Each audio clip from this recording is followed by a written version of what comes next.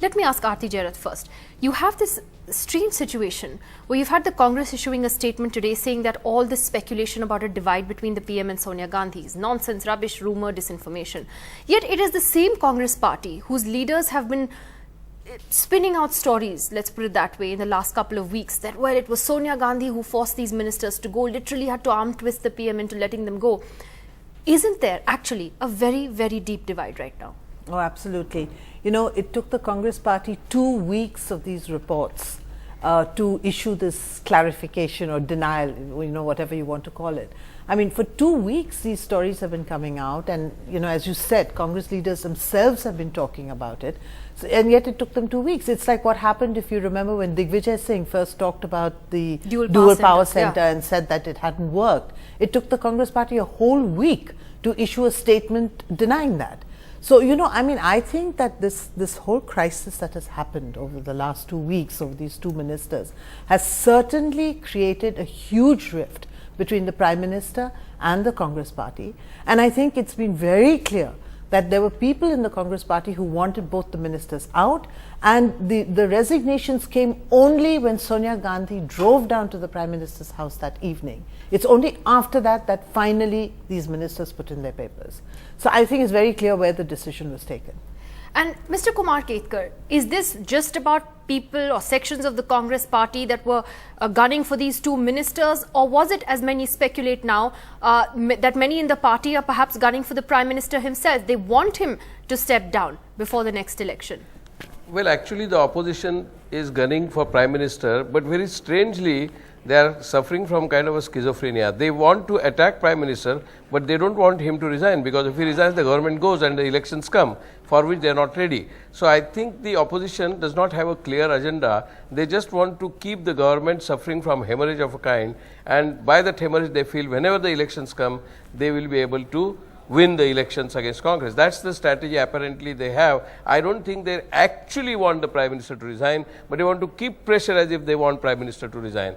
And as far as I generally agree with Aarti, but only thing is I think the word big divide is too strong. I think definitely differences are there. And if we look at how the media has perceived the relationship between Congress President and the Prime Minister over the years, last 9 years, it has been originally Manmohan Singh was considered as completely controlled by the Congress President, and later on after the Indo-US deal he was considered to be seen as a man of his own, PM in his own right. And then in 2009 the interpretation of the election was that it was more Manmohan Singh who won the election and not the Congress President, not Sonia Karishma but Dr. Manmohan Singh. And suddenly for last few years again Manmohan Singh is considered a liability or a weak Prime Minister or lame duck or sort. So I think media perceptions also have been changing. Definitely there are differences, and there have to be differences. There have always been differences between the Congress President. Whenever Congress President was separate, there have been differences. I don't think in democracy there should be unanimity across the board in the party or in the hierarchy.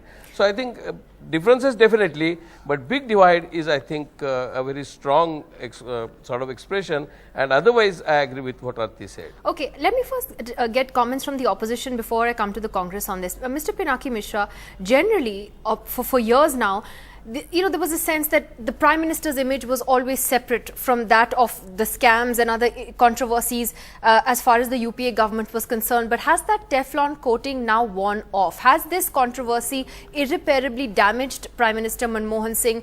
Because the impression has gone out that he, until the very last minute, particularly in Ashwini Kumar's case, just wasn't willing to let him go.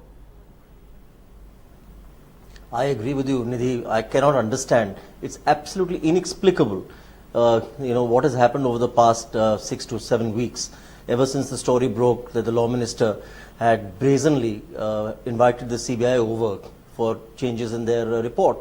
I cannot understand why the Prime Minister has stood by, this untenable position of the Law Minister right till the end. I think on day one, if he had let him go, this focus, this spotlight through this entire Parliament session would not have remained. The matter would have subsided. The Supreme Court would have then gone on with the business of monitoring the investigation.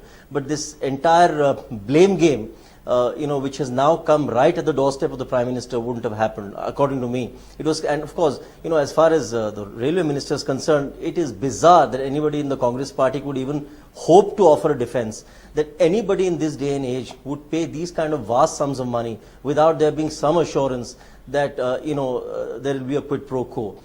So therefore, nobody is stupid enough to pay these monies to a nephew who's moonlighting on his own. So I don't understand, what was their understanding of the situation and why the Prime Minister was so completely, I think why he's so misjudged the situation. Because let me tell you, his skill so far in handling the Congress President and the First Family has been silken. I don't think anybody has done this. I have seen Narasimha Rao's time between 91 and 96 and the extremely rocky situation that developed between 10 Janpath and Racecourse Road.